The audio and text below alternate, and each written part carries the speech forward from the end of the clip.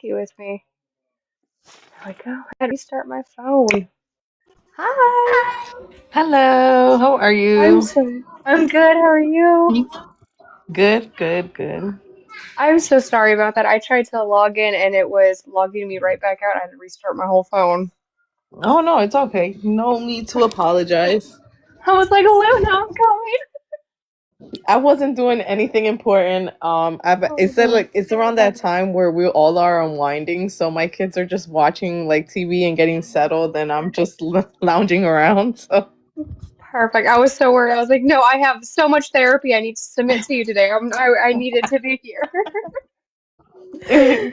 give me the Oh bill. man. I'm here. Oh man, and you know what's funny? I have been getting messages from everybody catching up on your most recent releases, and it's been quite entertaining. It's been quite entertaining. Oh, that's lovely.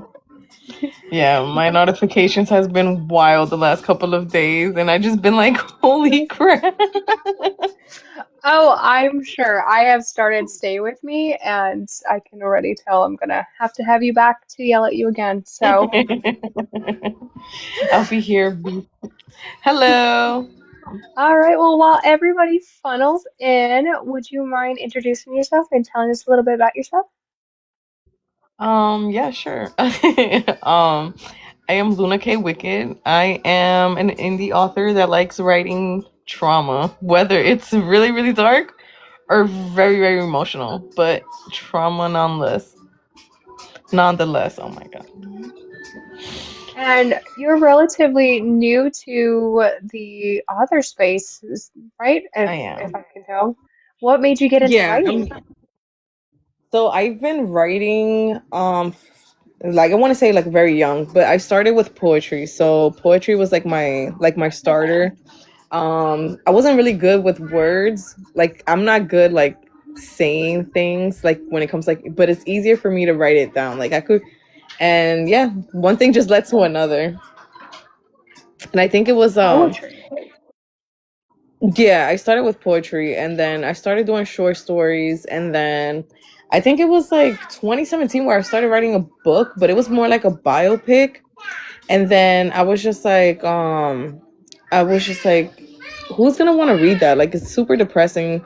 Like I can't write stuff that doesn't have like I but this is before so I didn't even know that people there was like a whole like I discovered splatterpunk, extreme horror all during COVID period. So I Oh, did not yeah. know. So I used to read like regular contemporary, like regular horror or just like fantasy. So I knew all of those existed. And then I got open to like a whole entire genre and I was like, wow, I will fit in with whoever likes these kind of books. They will love what I have to share. And we do. Thank you, Erin. Listen, and that's just how it like how we came to be and how I came to be. It was just like I had just graduated with my bachelor's and I just had twins and I was just like, what Oh now? my gosh. You are Yeah, so I was just busy. yeah. It was a wild couple of months, I would say, but it gave me like a purpose because I feel like when I had the twins are my last babies. I lost like my purpose. Like I don't know, it was just like what now? Like I can't go back to like I don't have the state of mind to do my masters. I can't go to work because, newborns and all. So I was like, what do I do now? And then I just started writing and joining more, like reading more. And then somebody encouraged, she was like, this is actually really good. Why don't you try publishing it? And there you go. I'm so glad that you did because I was first introduced to you with Painter's Obsession Volume 1. And I was fortunate enough to get the ALC. And I was like, okay, I'm going to read it and listen to it at the same time. Before I could even dive in, I was seeing everybody else that got it was like, it's so pitch black. Oh my gosh, it's so triggering. And everybody was like telling me, they're like, I don't know, like you got to be careful going in. And again, when I sign up, I don't read triggers, I don't read blurbs. I'm like, oh, that cover looks pretty. I'm gonna try it. That's how I shop, right? And I dove in, and I want to say by like chapter two or three, I was like, oh, oh, she dark, dark. Oh, she is dark, dark, dark, dark. Okay, this could be a ride. I love them. I always tell people like Ren was born because I created Roman. Roman was like the first intense guy that I did, and I was just like, what more can I get away with? Like, let me remove the romance part out All of the of it. aspect, and then create Ren. And I have fun with it. Listen, I don't I always wonder like I won't be able to recreate some like I don't with painters. I don't think like I love them. You know what's funny too? I was like looking it up and I was like, because I was morbidly curious. I was like, are there any real like life serial non-livers that do this? And I couldn't find anything except like a similar like crime episode on Criminal Minds, but it wasn't like it was so far-fetched. I was like, I don't even have anything to cross-reference this. So with painters, so I have a psych degree. And I Ooh, am okay. yeah, I have a psych degree. And I am morbidly obsessed with serial unalivers, which is why I took the route with it's just and with Ren, I gave him characteristics of real life serial unalivers and gave him an MO and just basically build him like a build a bear. Like just what I it And a lifer there's just built a like bear. no way to there's just no way to describe it. It's just like that's essentially how I customize my characters. Like I just it's like I play a lot of Sims, so it's like I just view them as Sims. And it's just like there was this one time that I left a note in Painters and I'm like, you might want to feed them, insert here. And then the girl's like editing and she's like, did you ever end up feeding Byron? I was just like, And then that reminds me of The Sims, and then you just see them like crash out because you never fed oh, when they like you have to clean them up and stuff because everything is out. So them. it's that's the way that I customize my characters. I was just telling my husband, I'm in the shower and I was like, oh my god, I'm telling him about this idea that I have. And as I'm talking to him, I'm getting ideas, and I was like, I need a notebook because I'm just gonna start sketching their outfits and just like have this like, yeah, I'm wild. It's a whole customized. I I absolutely love the customizing my cereal and a liver. I think you should trademark that because I am addicted to it. That is the best thing I've ever heard. A build a bear, just cereal and a liver is the best thing I've ever heard. Or instead of And then thinking you of painters as cross-reference it with Sims. Sims.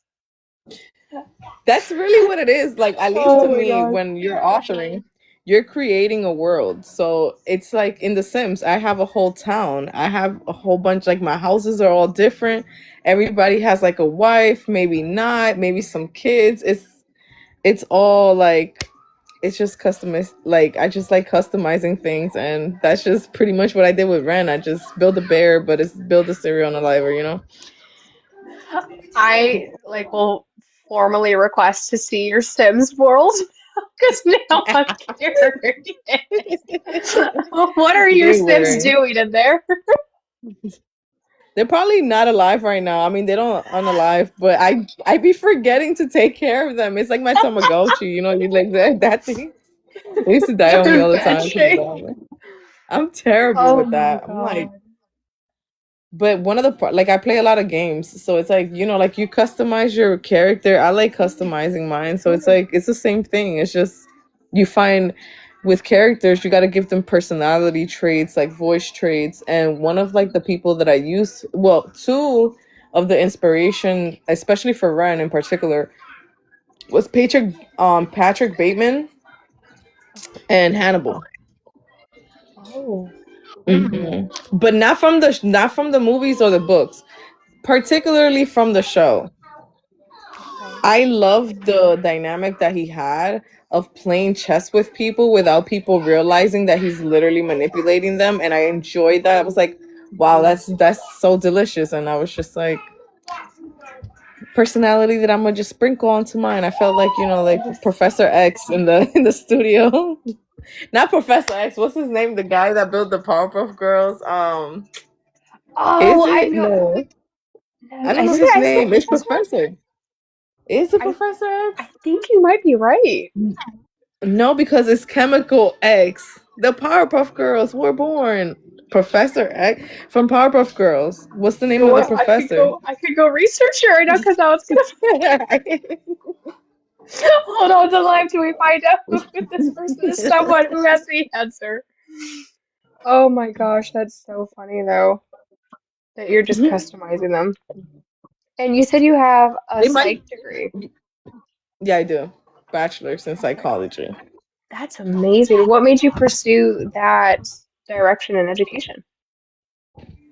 Originally I wanted to do it with I wanted to work in the forensic psychology, so I wanted to do like criminal stuff. And then as I started working like on my own mental health and doing therapy, I kind of leaned more towards being a counselor. So Okay. that's essentially the path that I went to. Oh wow, that is so fascinating. I am like so fascinated by your brain now. Dude, it took me too long to get it. Like it like to me I was just like at that sorry, my kiddos are in the background. You're It good. took So me am way I. too long. I think it took Oh, me like about so much 7 years to get it. Really? Why? That is a hard fun. name. I would have never remember. I only remember Mojo Jojo and I'm I gonna just like call him Professor X Professor. better. I like I like Professor X better because I would have never, never. Right, I would have never guessed. I'm over here looking it up too. We finally got to the answer at the same time. Mm-mm. Yeah, but that's really fascinating. I love when especially authors have just like this degree behind them because they have this insight into how to customize the character and have them have these realistic traits. Because when I was reading this book, I was so immersed in your characters and your writing, I could not focus on anything else. And I usually read like one or two books at the same time. I couldn't read anything else, and I couldn't read anything else after it. I'm happy. That's like essentially why I like. Obviously, I was just explaining this to somebody. Like, I enjoy creating the stories, but it's also like hearing the impact and how people receive it, and like that's a whole different type of excitement and enjoyment to the writing process. But like, I try to use as much not only as like lived in experience, but also like real like real trauma responses, like real characteristics that you will have in certain disorders. And that with Ren, I really wanted him to have no apathy. I wanted him to be as realistic as possible. And this is one of the reasons why I would do so much inner monologue with him, because that's the scary part, the way that he would think. And one of the scenes that I enjoy the most is the diner scene when he's with Gabriella, and Gabriella's telling him like, no, like I just want to be alone. And he's like, did I just hear her right? Like, is she telling me to go away? Like, I am perfect. What are you talking about? I truly loved the inner monologues because from the outside, like he sounds crazy, right? But Hmm. getting that inner monologue and then the way that Joe performed it, having like that distinct, like different Hmm. voice in his head and having it like go crazy, Hmm. I was blown away and I had chills because I was like, oh my God, like I can actually picture this guy on like a Hmm. documentary. Like this guy is terrifying. He was. I remember I was in the studio listening to him while he's recording it, and it was like, and majority of these things were in one take. Like he was just like in the zone, and I'm like, holy smoke, because the voice that I wanted for him was very monotone. Very, I don't know if you ever seen the movie American Psycho, but I wanted like a mixture of Joel Goldberg and Patrick Bateman, and that's like the tone that I was looking for, like something like. And oh my god, he delivered so well. It was so done. It was done so well. I was really really excited. Like hearing it all together, not the tacos, not the tacos. Somebody, we were in a live, and then Joe had mentioned something about ice cream, and then Precious was like, oh, you ruined ice cream. And I was like, I thought I ruined water and chicken, but not ice cream. There, you know what? I have built a tolerance for what you guys do to us with food. I feel like I have an iron stomach after I dove into this genre because never in my wildest imagination did I think food would get ruined in books Oh until yeah. I came into dark romance. Then I was like, oh, I can never look at mayonnaise again. Oh, I can never look at tacos again. Oh, a turkey leg, freaking forget it. Like, you guys have changed so much of how I look at the world now. I'm like, I'm not even What intrigued by that. one of the girls on my team was like, "You should totally do a recipe book from Ren when he was making the chicken," and I was just like, No, "It's not no, please don't. Please, because I have a morbid curiosity. I'll be like, I want to know, and then I'll read it, and be like, like no, a domesticated chicken. I mean, not chicken, a domesticated Ren over here cooking up a piece of pie. Like, oh, no. Oh my goodness gracious. I loved Painter's Obsession. I couldn't read anything afterwards. I was stuck for like a week. And then I was like in a bad slump and I told everybody, I was like, I can't read anything. It's Luna's fault. And then oh. I got Frozen Obsession. I was like, okay, maybe I'll forgive her now. Frozen was fun. It was that idea came. It was like we were doing like primo novellas, me and a group of authors, and they were like, "Hey, let's throw some novellas together. It's just some smutty dark time." And I was just like, "Oh, we're doing dark. Let's go!" And that was like the first time that I gave myself like free reign on like what I wanted him to do. And yeah, it was a joke. So like Frozen Obsession was first, and that's why I ended up doing Painter's Obsession because I thought it would be funny, like an homenage. Because I wouldn't have written Ren if I would have never done Roman, because Roman was quite literally wild. Oh yeah. And then it, yeah, like just think of Roman if we removed like his lack of obsession towards his sister. Like, you know what I'm saying? Like if Xena didn't exist and Yes. he was a little bit, because they're different. So Roman doesn't think so much and Ren does. Yes, Ren Roman is does. very impulse, like I am just gonna act, and Ren will toy with you. And it's like, and these are the little details that I add, like him showing Gabriella the sketchbook, knowing what the sketchbook is, and he's like, "Oh yeah, I sketch. Look." Hmm. That Like, was, oh, the way he interacted with her, you had me on the, I was like, is he really doing this right now? Like he's really just totally fine. And then mm-hmm, his inner monologue, oh, this is so easy. And I'm like, oh mm-hmm. my God. Even the first scene where he sees Byron coming down the hall as he's doing his thing with his sister, and they lock eyes in the mirror, and he smirks, and he's just like, "I didn't know that the door was open." And Oh my my thing was, goodness. I love them. I accept no Ren slander. I love him so much. Like he No, was just, I to love me, him he was funny. huge. I I do too, man. He's funny. Like I had a hard Yep. time letting go of that duet when it was done, to a point where it put me in a writing slump from erotic horror. I was just like, I can't. It No, really I did. It get it slumped me though. out. Hmm. I felt like those characters are part of my soul because I could not get enough of it. It actually reminded me of like Dexter because you would get his like inner monologue Hmm. and he's super monotone. He's like, Hmm. he's hanging out with people. He's like, I don't know why they're so emotional for. But then when he gets into his like alter ego, he's just like, he's so talkative. He's like, this is kind of fun. I love when I do this. And I'm like, that's exactly the vibes I got from like day in life. He's like says two words, but he's over here unaliving. He is chatty Cathy.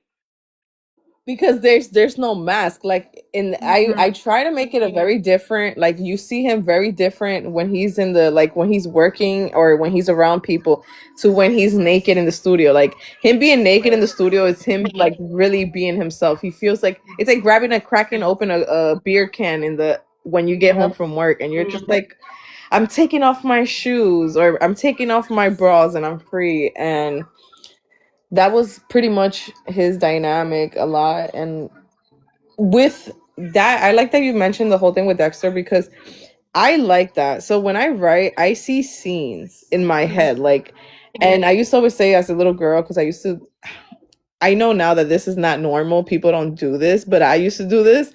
And I used to talk to myself and like create scenes. And I used to think it was because I was going to either be an actress or a director because I can see stuff in my head.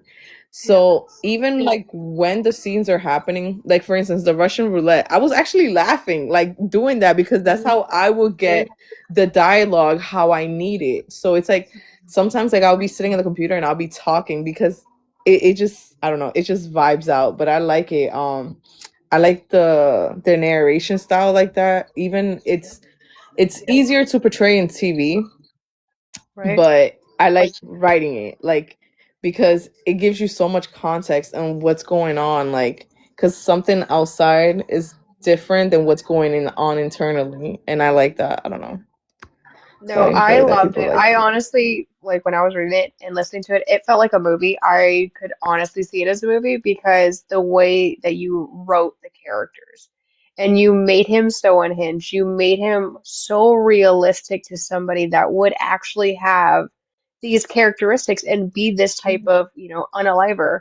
And then Mhm. you do the same thing with his victims, though, because, sometimes when you read dark romance, they're going through stuff, but they're still like, oh my God, I love you. And it's Mhm. supposed to be romance, but in reality, like, it would be Stockholm syndrome. Like, they would Mhm. be conditioned to start to feel this way after a long time. And you elaborate on that and you dove so deep into it. We've go through the different stages of him kind of getting that Stockholm, and it was so fascinating to me the way you just did this roller coaster of emotions in these books. It's like when you have generational trauma, right? So it always is Yes. passed down. So that's literally how it was. Ren was doing the same thing that was done to him, to Hmm. Byron. And it's just like that's and this is the thing too, like with him at first, and this is why I always like it's he was bored. Sometimes when some like serial unalive, I don't know if I can say killers, but serial unalivers, they tend to up the stakes. And Yep. he is in his mind he was artistic, so it's like looking for the next muse, the next inspiration. And then like him and his fascination with Byron and Gabs at first was just boredom. It was Yep. just like, oh, I want to toy with you like a cat. And then it was curiosity with their bond that really lashed him in, and he's just like, well, what if I make you like the way that his mom made him was that he became a replica of what his dad was, and it was all to please her. And this is what he wanted to do with Byron, make a not I wouldn't say necessarily like a mini him, but bring him into his world where it was just all him. Just and he says it in a quote like, oh, it's gonna be Ren, effing Ren. And Byron, he has something to fight for. He had a strong will. And then you're battling that and your own issues. And it was tough. Byron had it tough too. Like, oh my God, my baby. I felt it was so hard for me because I like loved Ren and I knew I shouldn't have loved him, right? Like Hmm. he's obviously the bad guy, but I loved his character and then I felt so bad on this side because I was like, "Oh my God, my poor baby, he's getting just, like put through the Hmm. ringer." And even his sister, I felt bad for her, especially in book one. Yeah, I could fix him. Yes, like Ren, I mean, Hmm. he went through a horrible childhood. And I'm just like, this is to be, not to be expected, but it's understandable that he's going to act this way, right? I'm over here making excuses for him while Hmm. reading your book. I'm like, you know what? Maybe he just needs some cuddles, to feel better. Maybe he Maybe just if needs he some just got some love. more cuddles, And you know he would be what? fine. He did, and that's why I gave him a hug in the book. I was just like, he needs he needs like a normal, like somebody needs to hug him, like just let's just cuddle, let's spoon like a normal spooning, like, Yes. and he needed that. He needed a little bit of light, and it was just like their story is a lot of nature versus nurture. You're Hmm. either you could either your environment could either shape you, or the people that like it could either break you, shape you, and in the sense it broke and shaped them both to like, Right. and that's the theme of it. And like I love them. Like there's just so much. Like I think about them still, and I play around with the idea of doing like a prequel. But I was just like, who is like spamming me? Ruby, It's thank you. Ruby. No, I would 100% beg for a prequel. Thank you, Ruby, because But it would be so messed up, dude. So messed up. I know, but at the same time, I was like, oh, she was messed up in book one. How much worse can, book two get? The prologue had me like with my mouth open. I was so bold to like start it in the car. Ooh.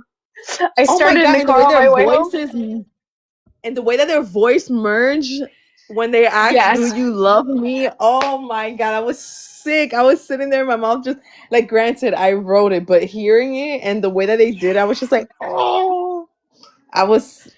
The second one is my Oh, favorite of the volumes. My oh, favorite because this is where book two was Ren's rough. yeah, that one was rough. But I enjoyed it so much, and it's like, okay, yes, it was messed up the things that he did, but this comes to show how disconnected he was from everything. Hmm. And he, when somebody with so much control, because Ren had control. Hmm. Ren in the outside had this like he was successful, he was respected, he had everything, and then it's all gone. Yep. Everything, the mask, everything is just gone. And to see him unravel, it was like I enjoyed it. Like the part where he like one of my favorite scenes is where he has Byron do that little test. And then he's like, when Byron is all catatonic, he's like, "Why are you like this? Like, what is wrong with you?" Like, and he's beating him, and he's like, "What is wrong with you?" I Move. was just playing. It's a joke. Yeah. Like, come on. Oh my God. But Byron it didn't think was it was funny. funny. I felt like book two gave me such a deeper look into him Hmm. because you like pulled back all those curtains. And like I said, I Hmm. started this on my way home. I was like, oh, I got the book too. I'm so excited. And I was like, I'm gonna start on my way home from Costco. I pressed play, and it was like I'm driving home like, This is not fun. yeah, I was like, and I'm like, I thought I had skipped, and I'm looking, and I'm like, no, this is the prologue. I'm like, Luna, I'm not even in chapter one. You didn't even lube me up. You're just like, here you go. You know how to start strong. Like you gave me not. It was like dedication warnings, bam, and I'm like, okay, this is what we're doing. I got home and I was Dude, like, I feel like I've just been through it. Like I need to go inside and sit Ruby, down. thank you. Thanks, Ruby. Thank you, Ruby.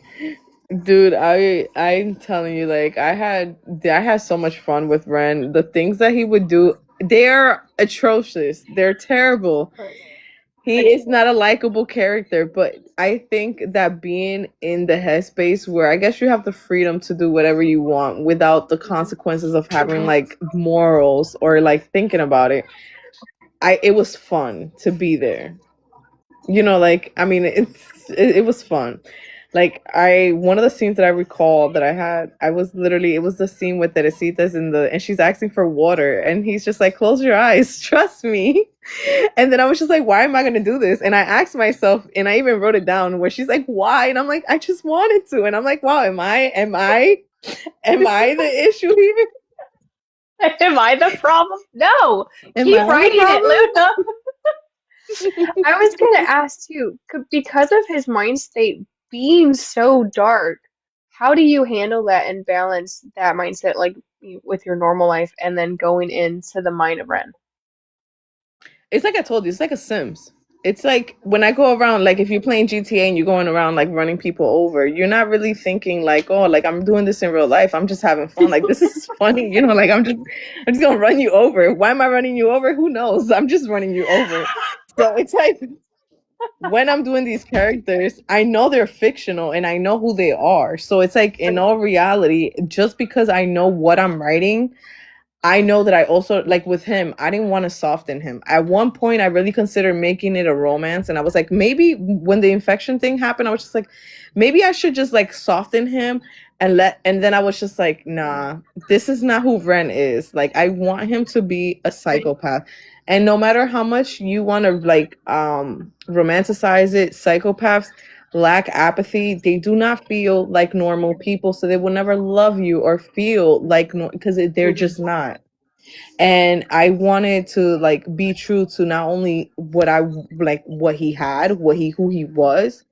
I wanted it like, and that's why I made him the way that and I have fun with him, and it was fun, like torture, like little paint sessions, No, I actually appreciated that you didn't make him soften because, like I said, in normal like dark romance, you have this morally pitch Mhm. black, this morally gray character, but at some point he'll like soften towards, whoever he's Mhm. involved with, the partner, and it's a great time. We have a great time with it, but sometimes I would love to see like a true rendition of Mhm. somebody that would have that.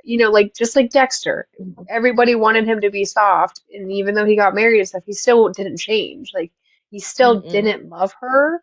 He was just kind of like, okay, this is what I'm doing to protect myself at this point. Oh, she's Mhm. she's simple and doesn't ask too many questions. He at one point he would Mhm. say like she's too damaged to really look further into this. It's perfect for me. Yeah, and that's the thing. Like, there's this one serial unaliver. He was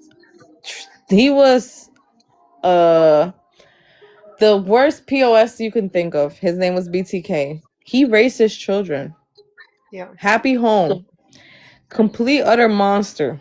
And it's just, and this is like, there's one of my biggest pet peeves when people think like I would recognize a psychopath by looking at them in their, no, you would not. You would not. Unless you're like skilled and you're with them that you can actually pick up on certain things, you would not. You could be talking to like, not every psychopath kills. That's another thing. Like, they don't Yep. all, like, they're not all serial unalivers. It's just some people just like doing that and they do it. That's just the truth. Like, what leads them to that. Um, but with Ren, I really wanted to stay true to him and his trauma and lack of identity. Because the problem with Ren is that Ren lacked an identity. He was Ren Sato Jr., which was like the shadow of his dad. And he was just a shadow. And he was just, his life was already paved out to him that there was no other escape besides Ren Sato and his mom. Yep. And when you grow up in a place where you have no sense of self and you like have no control, because he's never had control. This is why he loses it when everything gets out of hand. And he's just like, and this is why in book one and in book two, it's like two different Rens. It's like two different entire, and it was meant to be like that because I wanted him to unravel. And the stress of everything going around because he's so smart. He knows is the gig is gonna be up soon, so it's like, and he talks about it too. All that under stress. This is why his mom was so prominent in those. Like, he was literally going was like berserk with that because of the fact that it was just so much that he was overloaded with all of that at once. It's like a hard drive, and you just download all these stuff, and he's having like 20 years of trauma just slammed into him, and he's just like, well, now I gotta deal with it. And I found out going into it, like I was warned, but like you had my trigger in it, and I was like, okay, I'm gonna approach it and see how it goes. In book one, I didn't flinch because of the way that you wrote it. In Hmm. book two, I flinched, and I was like, how is that possible that you could write it one way and I'm fine with it, and then the next book I'm like over here like, oh no. It's just the mind, man. The mind, it has a No, yeah. it has a way of working that, like, for instance, like, I'm usually not very easily triggered, and then I read something the other day that I was just like, wow. I literally had to put the book down. I was just like, I'm put myself on timeout and the Kindle, so like, I'm going to bed because No, I yep. didn't know how to code. I think because in book one, when you do it, it's more of in a traumatic, angry fashion. Hmm. And for me, I don't want to say like he's validated, but I saw why he did it because he was like something, potentially something else will happen because of it. Hmm. And just the build up kind of just pushed him over the edge. In book two, it felt like he was much more vulnerable, Hmm. and then describing that scene, it was like pulling back that vulnerability, and then like him also having, I don't want to say regret, but the way he described it was almost a little bit remorseful. And I was like, oh my God, like that was so much more emotional revisiting that Hmm. scene than in book one. And I think it had a lot to do with his state of mind. And Yes. his state of mind had a lot to do with a lot of the way, like, just everything that went on with the way he like handled everything. But it was like two different feels. I feel like from book one and book two, it was, and then I tell people this, like, it wasn't as gory, and I mean, yeah, there was some stuff with book, but the damage was really emotional. It was like Yes. that. It was because I wanted to focus on the. All right, yeah, whatever. We can do the, like, they were doing this, like, they were still carving up and doing their normal thing, Hmm. but seeing him, like, when he like, for instance, one example is like when he's in the shower and he hears the heels and Yep. he's like, and the nails, feeling all of that, and it's just the stress of all of that, and his is and it's and I wanted to make it like eerie, like a feeling of being haunted, like think of a ghost and stuff Yep. like that, because it was literally clinging onto him like a, um it's like the, like when you're so stressed that you're a parent. I mean, I don't think a lot of people would know that, but stress can sometimes cause you to hallucinate and Yeah. literally deters your mind. And with him, it was just he was processing so much without knowing what they meant. And I think that's where I like where he like I don't think that's where his mind was at and where that book was at, and that's why he's my favorite, honestly, out of both of them. I think the I think you emotional also carnage. captured, yeah. Yeah. Go ahead. Huh? I was like the emotional card. I was saying that I definitely think you capture that because someone that went through so many years of that stress and that trauma, he's bound to have that hyper vigilance and be reactful that way. Hmm. And also not understanding why Byron wasn't caving, Yes. because he explains in the first book is like he's thought of people like his father as weaker men. Hmm. And in his mind, he's just like, well, that's what I this is what happens when people start realizing that they're like traumatized, like they have some baggage that they still. He thinks he dealt with his baggage. He mocks Byron because he dealt with his baggage. And in his mind, he's just like, why aren't you caving in? Like, I caved in, I gave into it. Why aren't you doing it? And it's just like their love, their perspective, their first perspective of love is very different, because Byron was very protective of his sister. He loved his sister. His sister was literally his anchor. And it wasn't the same with Ren's mom. It was morphed in just complete submission, and not only submission, it was just to cater for her needs. Mommy's sad.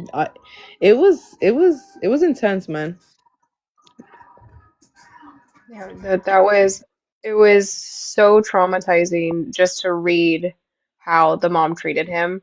And then in book two, I felt, like I said, you just kind of like peeled back those layers Hmm. and showed like what's really going on behind this psychopath. Because there's a reason he's this way. There's a reason his mind's this way, right? Like he went through so much trauma. It just rewired him. And you showed Hmm. how it rewired him. Him questioning everything, him being like, oh, she's gonna, and predicting stuff the way people reacted to him, and then he would mask flip and reflect that to get a reaction from them, which I found was so interesting. The way you had that dynamic. I think it was in book one of her friend, and he like flips the script on her and starts to act a certain way to get a rise out of her, so she ends up looking like the bad guy when he's egging her on the Hmm. whole time. And that blew my mind that you did that because that's just the true nature. They can manipulate anybody and still look like Hmm. the nice guy and be like, wow, I don't know why she acted that way. and you would believe it. Mm-hmm. And that's the whole thing. Like that to me is what made Ren scary and what makes him scary. It's not so much what he was doing with the actual art and the it's how his mind works and how he views people as little it's literal chess piece. Like how he's so smart and it's just like it's smart but in a sick way because this is also something that he picked up from his mom where he had to like this is why he goes like do you love me and he would just like I know that I don't feel this but if I don't answer this way or I don't do what she want like this and just like a little circle it's just all just gonna keep coming back but Ruby said it's called Where reactive abuse. No, yeah, I mean that Hmm. makes sense. But Hmm. I was just so fascinated in the way that you captured it because, like I'm a true crime girly, so I love to watch Hmm. documentaries. I love to listen to those type of podcasts, and they like go into their characters, and they like, or Criminal Minds, and they Hmm. describe like the type of behaviors they have, what they would look like, the mannerisms. And that's all going through my mind when I'm reading a book like this. And I mean, you clocked him at every point, and I was so Hmm. fascinated in the way you wrote him because I was like, okay, I need to be able to like to be in her mind for a little bit. Like it might be scary, but I might have a great time. But you see, like that. Okay, so like with Ren, and this is why I use like I realized like when that I use the word a lot, like deliberate control, because this is how his mind worked. Mhm. Like everything had to be meticulously placed around him, and he it's like an open board, and this is just a trait that I wanted him to have. Aside of his activities, Okay. but there were just so many things that and this is why I couldn't soften him because I wanted him to be a particular way and I just felt like if I were to soften him he wouldn't have been who I wanted him to be or who he like I don't know it was weird like it was like my characters are people and I feel like I'm sharing their story and if I don't honor the way that they are or I'm not doing them a justice like I don't know if that makes sense but No, no, yeah, it makes sense. And I love that you stayed true with it because this story was so unique. Um, I've I have never read anything like it. Like I said, I was over here before we started chatting and I was like looking it up. I was like, was she inspired by a real serial killer? Because now I'm curious, I want to dive into like the real one story and I couldn't find it. And I'm like, nope, this is if just you from her wanted mind. if This makes me no love her no more. some of them like traits like for instance I already one of the biggest people that I leaned on if you want like actual serial unalivers was BTK. He was Okay. successful for years. What led him on was the fact that he wanted to play cat and mouse with the FBI, which is like, well, you guys got the wrong guy. And then, but it was a like I wouldn't say that I took pieces, but like for instance, they all keep trophies. They all do they all have a certain way of doing things. And I gave Ren his own. Like the art thing was just I wanted him to like he had a dream. He wanted to be he says it. He really would have wanted to be a painter or something. He didn't want to follow his father's footsteps, but he had to. Like his life was already paved out for him. So what other way to like and he also hated women. This is why he targeted women. He did not love women. He hated women and that was his own way of dealing with his own trauma even though he didn't know that. But that was literally the trauma response and he would look for women that resembled something of his mother and it will remind him of his mother. And this is one thing that I show very clear in the second book when I don't want to say things with spoilers, but where I know who you are, and he's like, surprise, I'm red. Like, yeah, I am exactly who. And I think that to me is the factor that makes him so scary. How quick he can shift, Yeah. and the mask comes off, and it's like a whole different predator that's in front of you.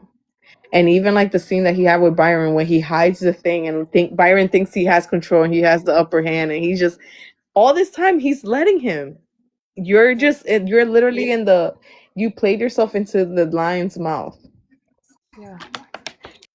No, Mhm. that scene that you just described, I had to put the book down after that scene because I was so flabbergasted at the switch of Mhm. like him being like fine and dandy and then being like, boom, I know who you are. And I was like, oh my God, he's like he's going through like an actual Mhm. like mental shift.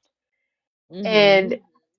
I was so shocked and I was like, oh my God, I need to put it down. And I was like, I had to process what I was reading because that was so intense and you could feel the emotion, especially in the audio, like hearing that voice Mhm. change and that voice crack and the way he like, slowly speaks to her in a monotone voice and then the way that she just instantly stiffens and like she knows that something changed. And I was like, oh my God, Luna, I can see this happening. You got me a little scared. The way that Mia like the man did amazing.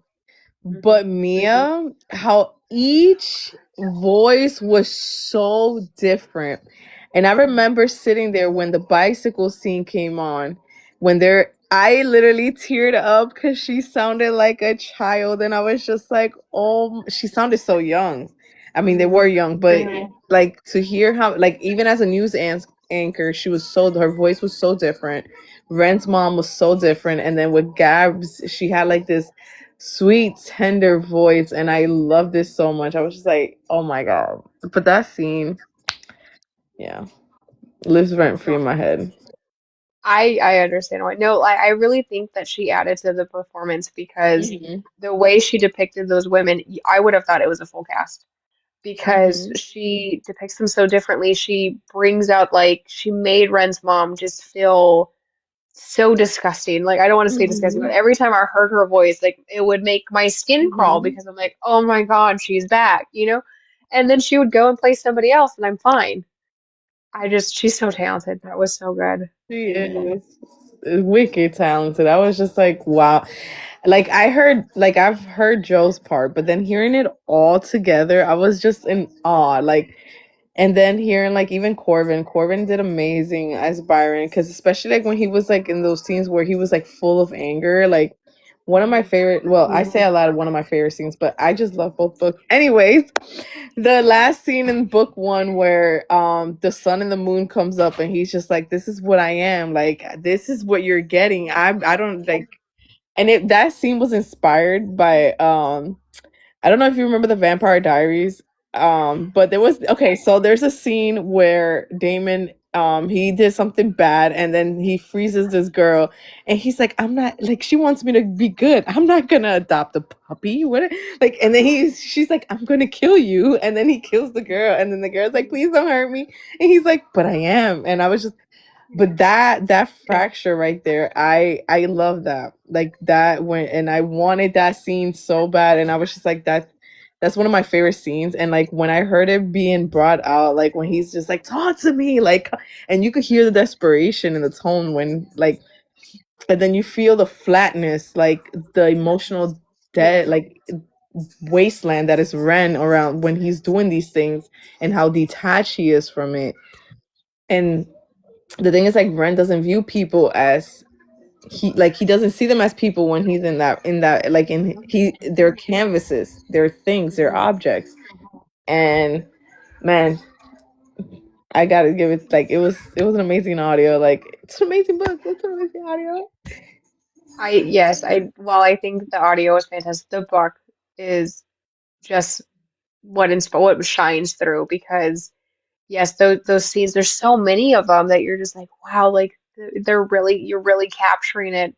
And then it's like that mood switch, the monotone. I mean, Corvin's Hmm. scream, he screamed, and I felt my chest crack because I'm like, oh my God, he is scream like that blood Hmm. curdling scream of desperation, and he did it. And I was just like, my heart hurts so bad. And then you I have, know. Ren being like, are you done? Like, did you throw a tantrum?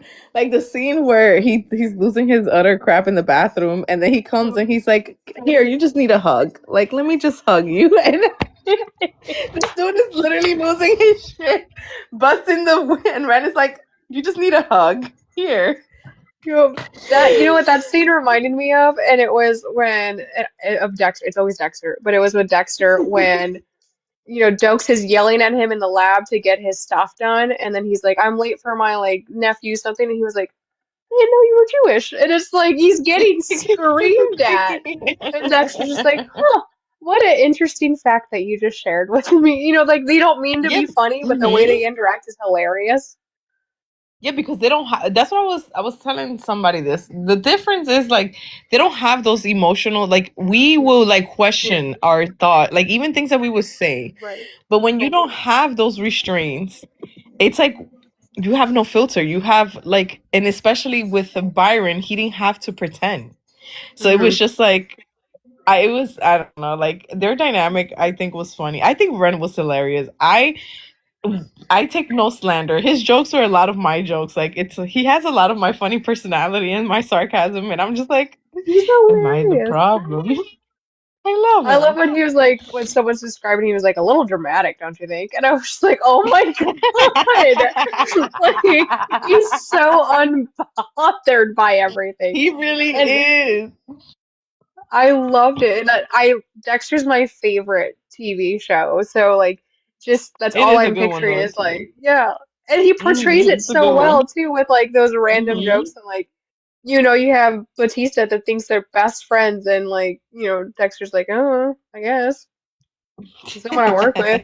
And Batista's over here like, he's my best man. I love him. He helps me through everything. And then here's Yeah, the only Dexter like, difference is that Dexter has a cold. At least he has a cold. Ren yes. is the thing is that he's also depraved. So it's like Right. he is like so Ren does things, but they're funny. Like some things, not Yeah. funny in the fictional, haha, not funny in the real. Because Yeah. that would Not rhyme. in real, haha. No, yeah. Not in the real one. So I No. did a thing.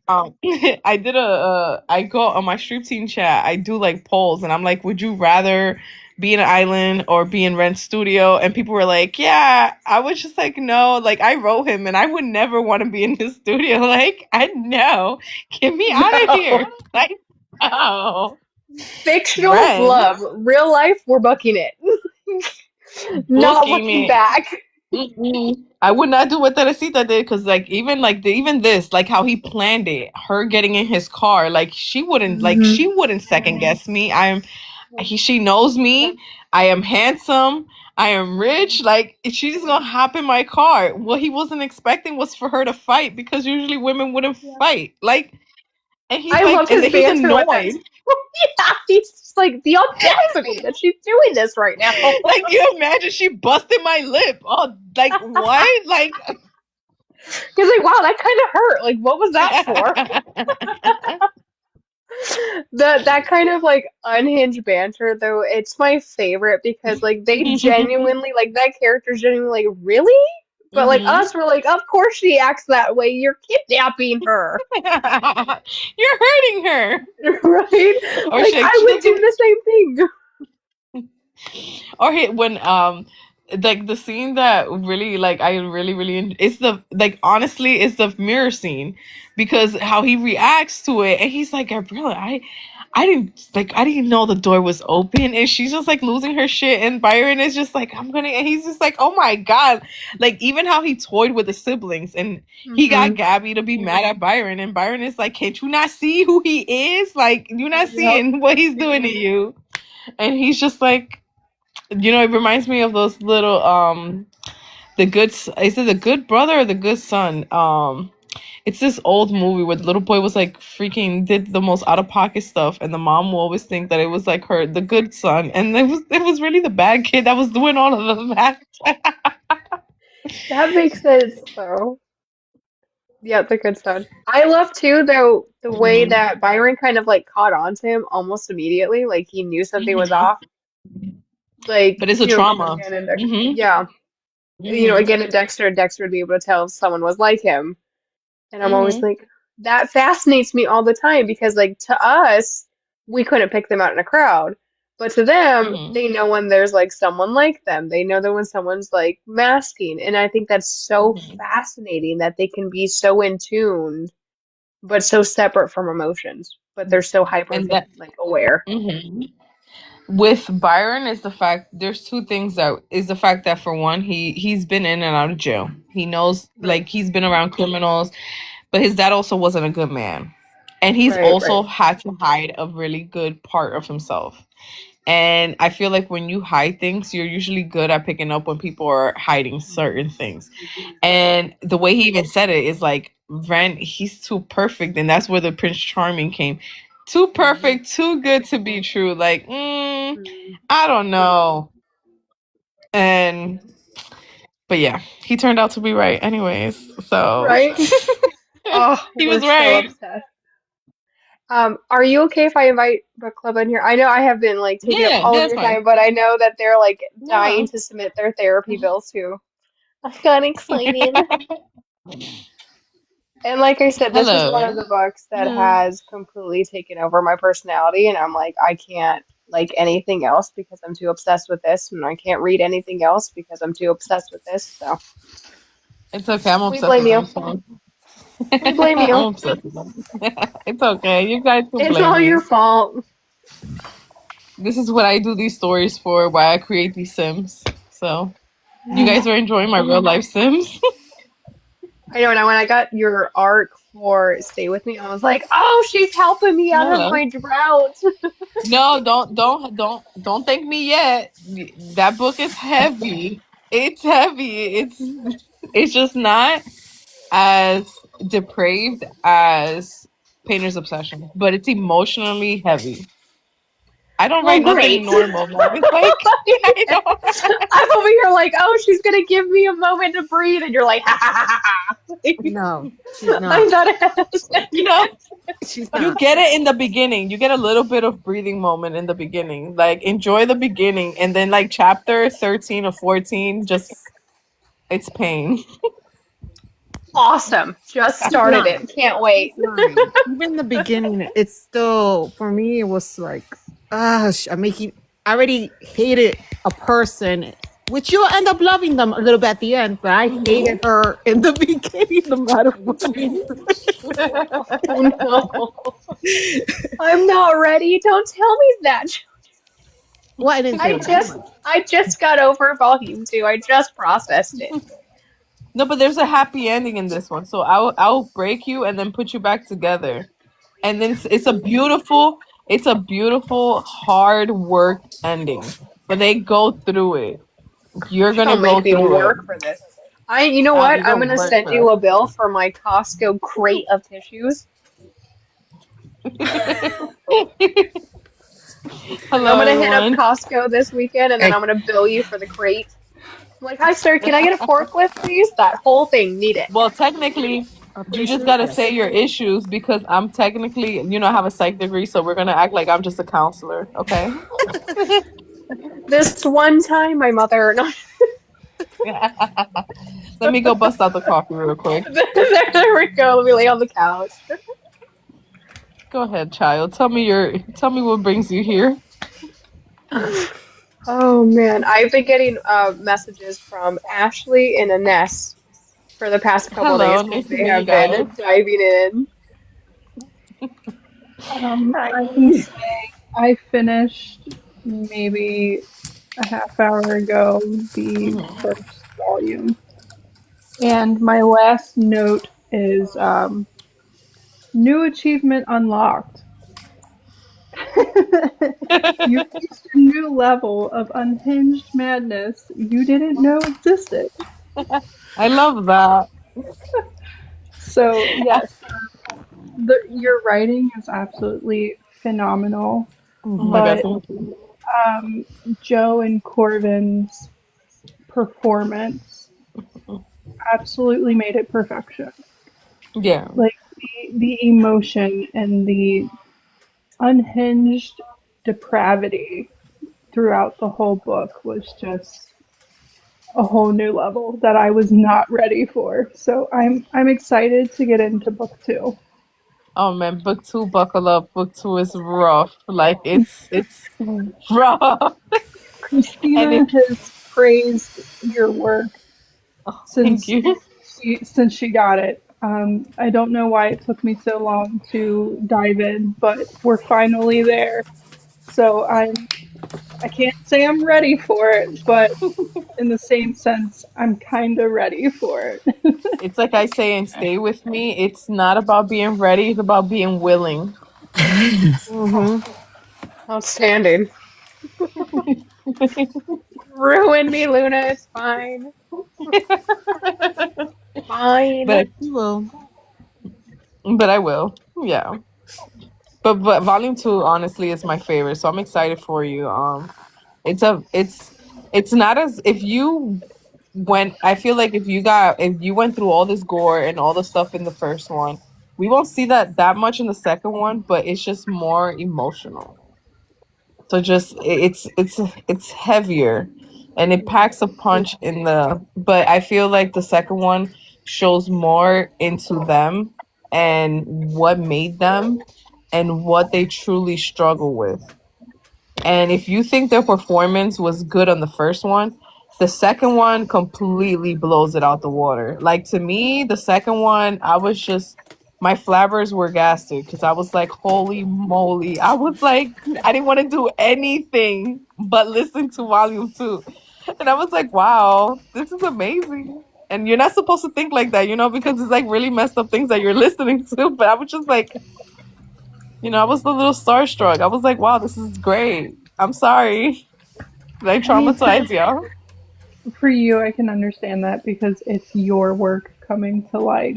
So, yeah, that makes me excited to dive in. I hope you enjoy. If not, I'll DM you and let you know exactly how I feel. Listen, anybody that has spoken to me knows I'm very open. Like, if you ever want to message me, if I'm not, like, if I am with my chipmunks, like, I probably won't. But for the most part, I'm around.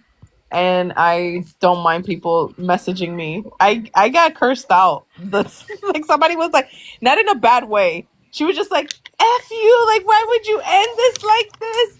And then I was like, holy shit, okay, that's what we're doing. But I welcome every DM. Like you could scream at me, you could yell at me, cry. It's all good. I'll be I've right sent here the to hold all your in hand. caps ones. That's me, the all in caps. Dude, I've been getting the random Luna all in caps, and I'm like, I just sent the eyeballs because I'm like, what I do now? Like, what did I do? Oh no, I remember finishing book two and then I immediately messaged you. I'm like, Luna! I think that's everybody's go-to. The Luna all caps. It makes me feel like I am Klaus from the originals and he's yelling at Rebecca. That's me trying to find Luna after I Rebecca! finish the book. And that's me. Just throwing stuff, trying to get to my phone. Where is she? Rebecca! That's me.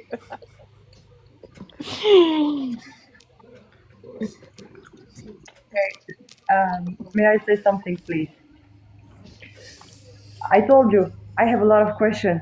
Let's meet up on TikTok Go. tonight. I have Yeah. answers. Go ahead. Yeah.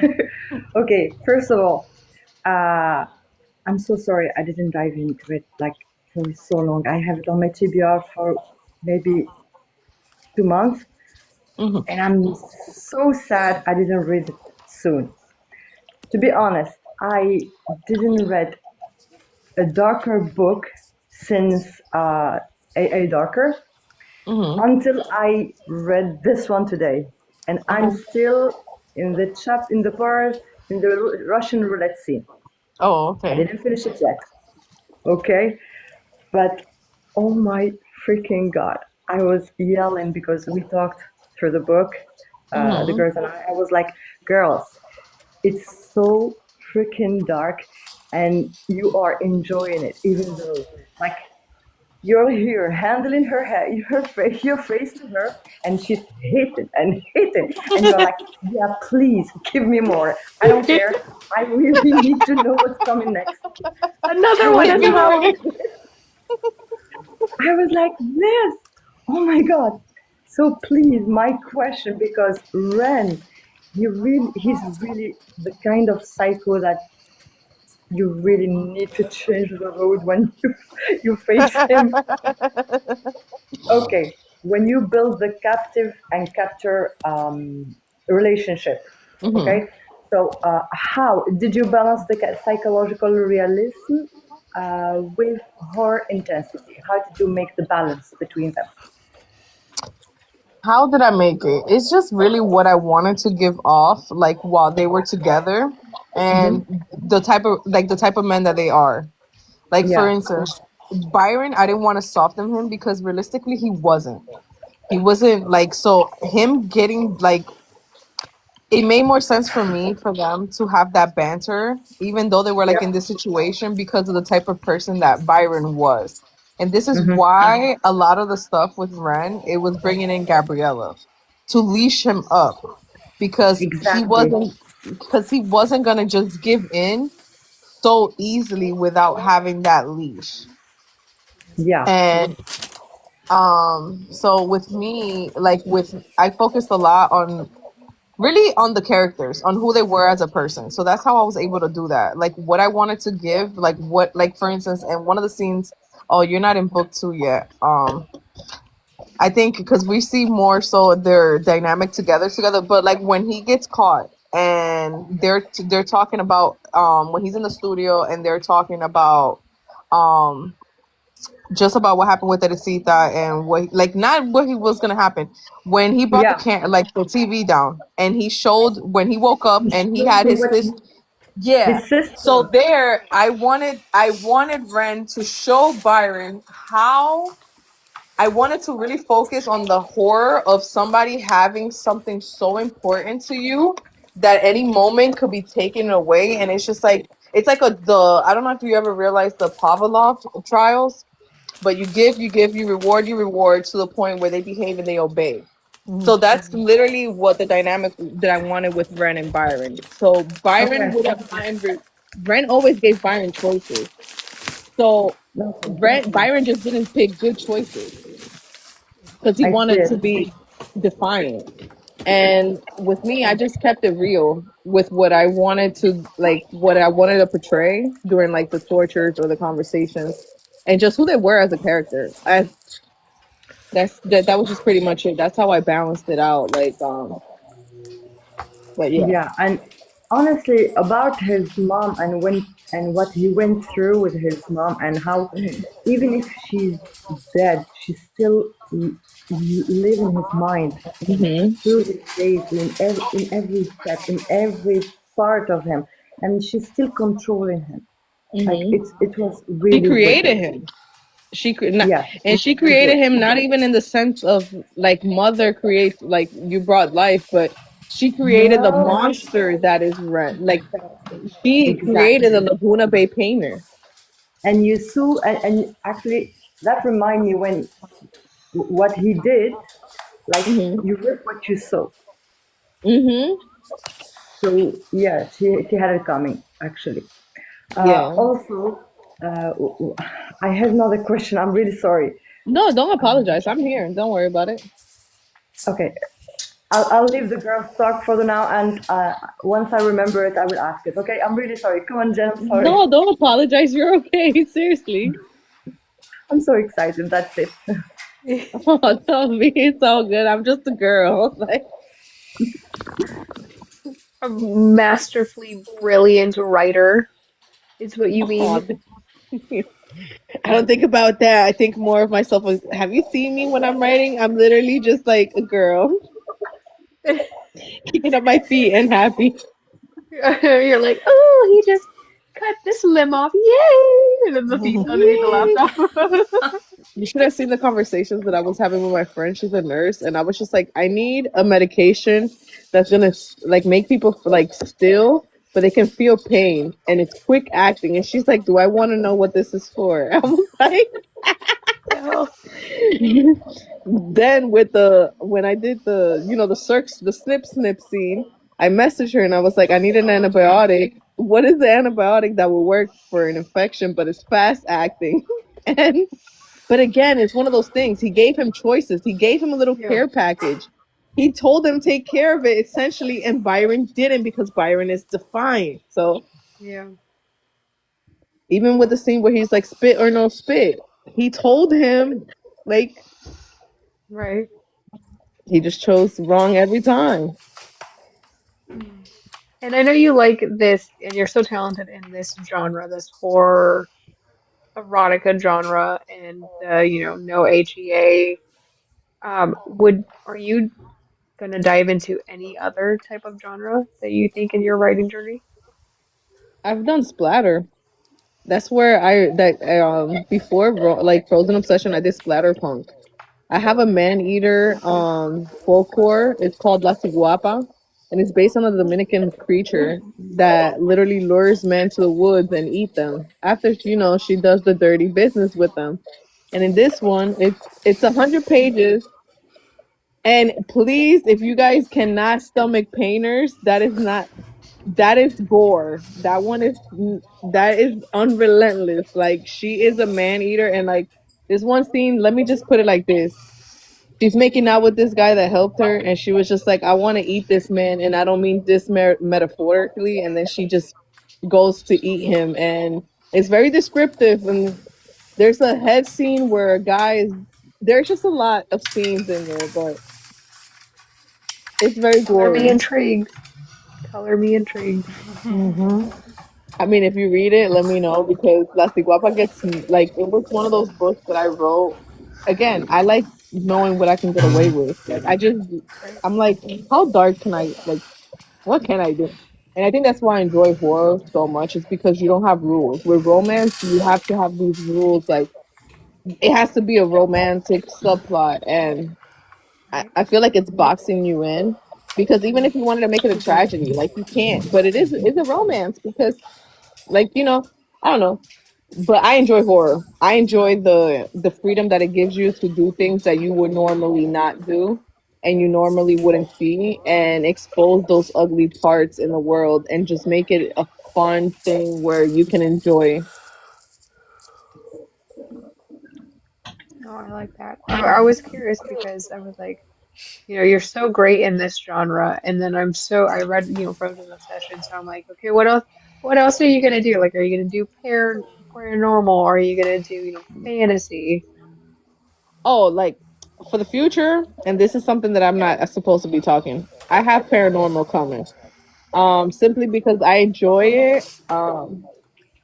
I love me muddy vampires. And if you want a little snip, just think of Blade meets Underworld meets Helsing Ultimate, which is an anime smashed together, and it's very cyber goth. That That's sounds all I'm cool. gonna give. That's You all I'm gave gonna us give. so much, though. I gave you Like guys so much, I right? tell But that is, I have a couple of paranormals because I love like Omega verses. I read is it everything. please like Berserk? Kind of Yeah, huh? Berserk? Yeah. Like I don't like putting myself in a box in anything.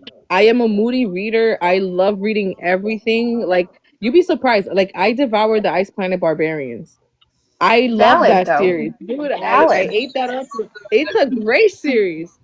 It's But wholesome treat me too, good. Like a 7 foot man, alien guy that wants to breed me and take care of me, please. Like right? And I was gonna say, you bringing up underworld vibes, you got me. I Right. absolutely loved the underworld movies, so oh my Mm-hmm. god, I love them. Agreed. But it, next.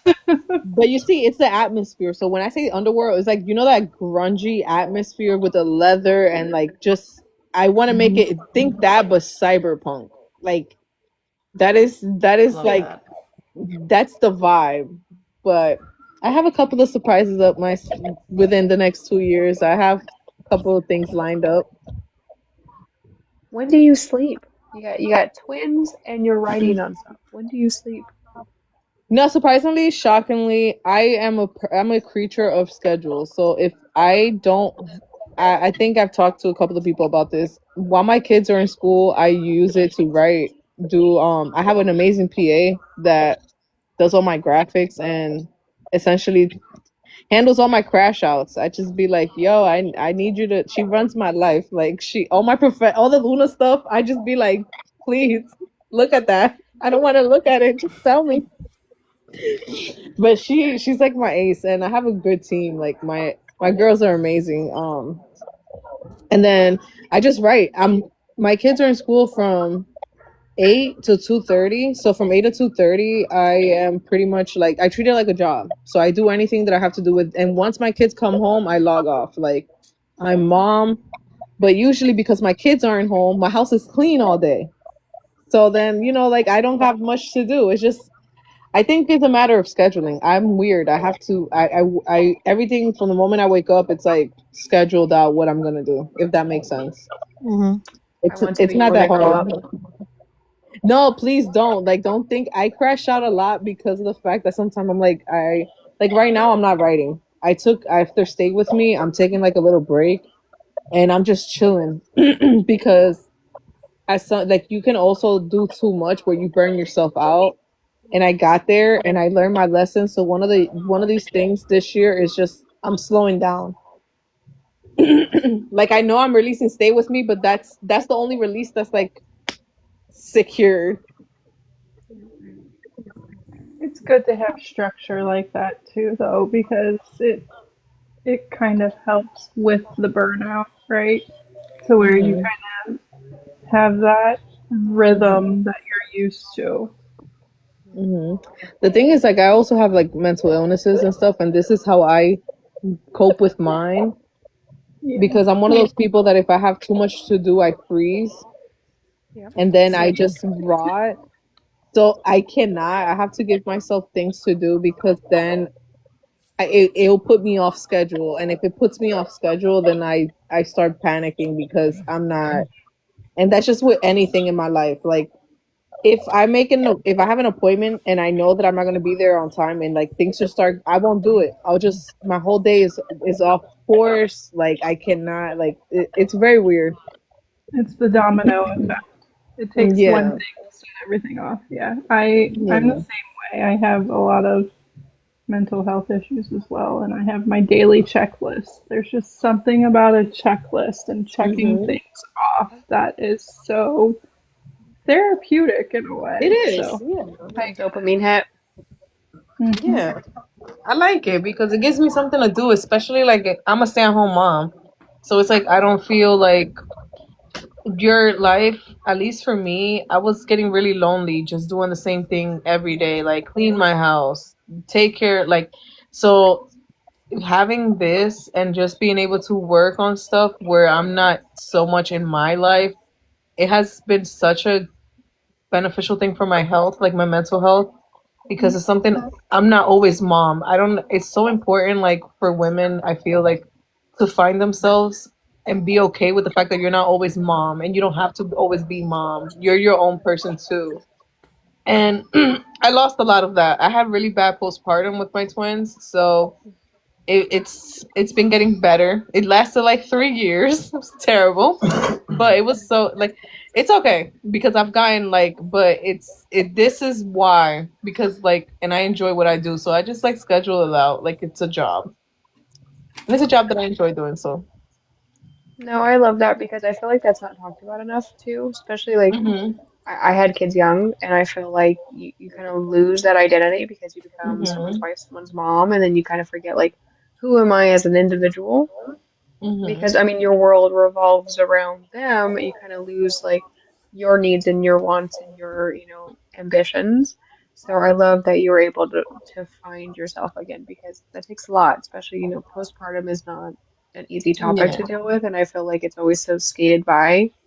And postpartum, like you go through the ringer, and you're Mhm. also supposed to keep somebody alive and supposed to nurture someone, and like Yeah. I breastfed too, so it was like I was trying to figure out breastfeeding for the first time and deal with, mastitis and the infections and stuff like that, Mhm. while also trying to get myself out of this rut.